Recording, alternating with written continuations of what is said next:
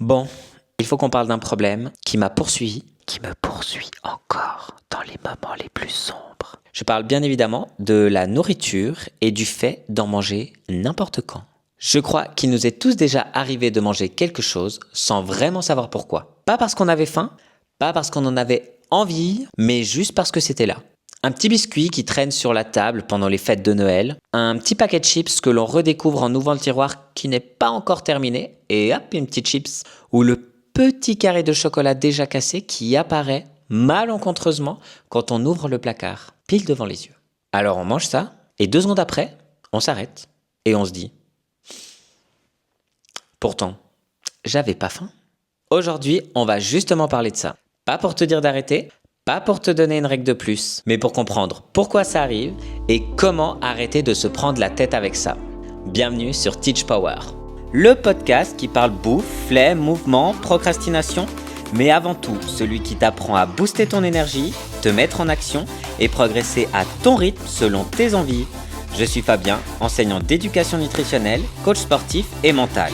Alors si tu es nouvelle ou nouveau ici, abonne-toi pour ne rien manquer et retrouve-moi sur TikTok, Instagram et YouTube pour des conseils concrets et applicables dès aujourd'hui.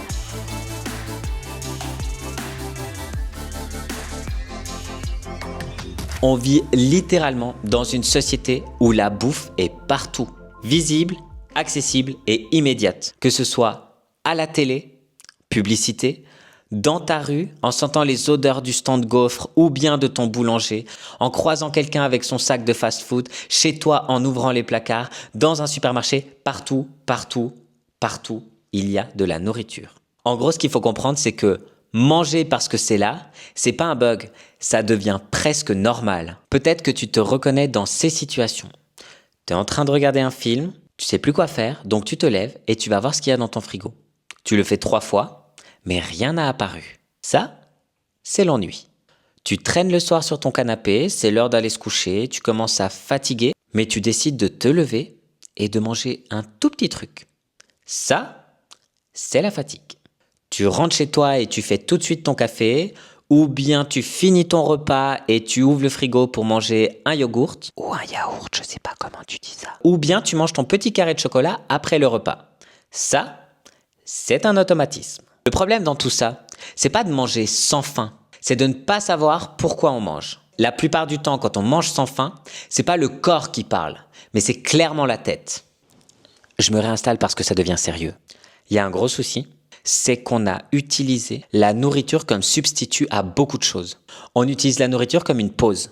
On utilise la nourriture comme réconfort pour oublier les émotions qui sont ressenties. On utilise la nourriture comme un réflexe.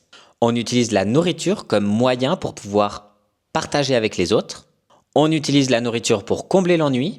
On utilise la nourriture pour tout. J'ai pas d'autres mots. C'est trop bon la nourriture. J'adore manger. Enfin, revenons à nos moutons.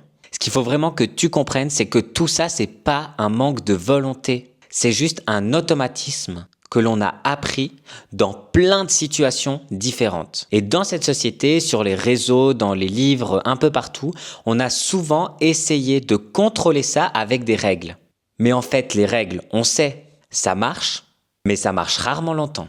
Pour ma part, comme j'ai dit au début, ça m'arrive encore de manger sans m'en rendre réellement compte de l'acte que je suis en train de faire. Il n'y a pas de plaisir, il n'y a pas de faim. Et finalement, c'est un geste machinal que je fais parce que je finis le paquet, parce que c'est ouvert. Oh mon Dieu, il faudrait absolument pas jeter. Et puis on va pas réchauffer parce qu'il reste presque plus rien. Et à la fin, il y a clairement un manque de satisfaction. Et même à l'inverse, il peut y avoir cette culpabilité de se dire, mais pourquoi? Pourquoi j'ai mangé? Est-ce que j'en avais réellement l'envie, le besoin, le plaisir?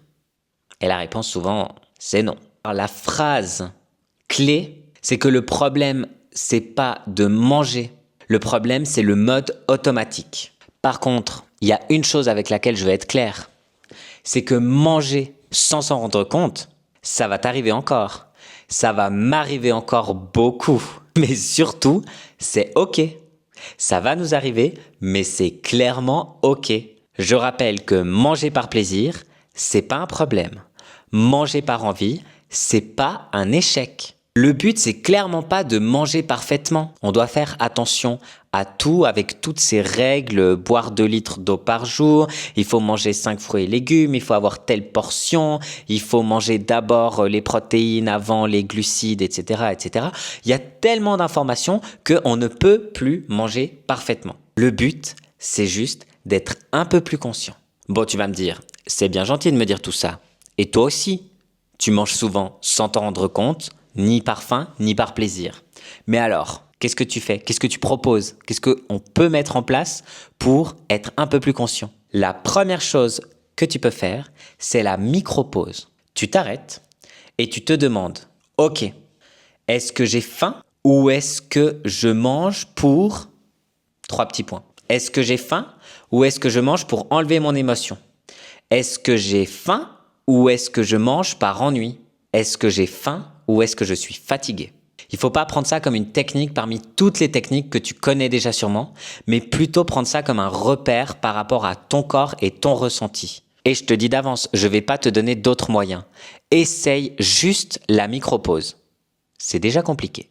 Et si, même avec cette micro-pause, tu décides de manger quand même, parce qu'on ne va pas se mentir de nouveau, ça fait clairement du bien de manger pour oublier ses émotions, juste pour passer le temps. Rappelle-toi, c'est toujours ok, mais mange vraiment. Mange assis, sans écran si possible, et surtout, prends conscience des quelques bouchées que tu vas manger. Profite et passe à autre chose. Parce que manger sans faim et culpabiliser, c'est beaucoup plus lourd que manger sans faim et devoir assumer. Donc profite clairement de ta nourriture, fais-toi plaisir et passe à autre chose. Donc t'as bien compris, on n'est pas ici pour arrêter de manger. On n'est clairement pas dans ce podcast non plus pour se faire du mal. On n'est pas là pour se priver, mais on est quand même un peu là pour réfléchir avec sa tête, mais surtout avec les ressentis de son corps. Si ce genre de réflexion te parle, alors Teach Power, c'est exactement ça. Pas de règles, pas de formule miracle, juste apprendre à mieux se comprendre. Allez, on s'arrête là pour aujourd'hui. N'hésite pas à t'abonner et dis-moi en commentaire quel aliment, malgré ta micro-pause, sera ultra compliqué à ne pas manger. Merci encore d'avoir pris soin de toi avec moi. Et surtout, n'oublie pas, manger, c'est pas juste nourrir son corps, c'est aussi arrêter de se battre avec soi-même. Allez, à bientôt!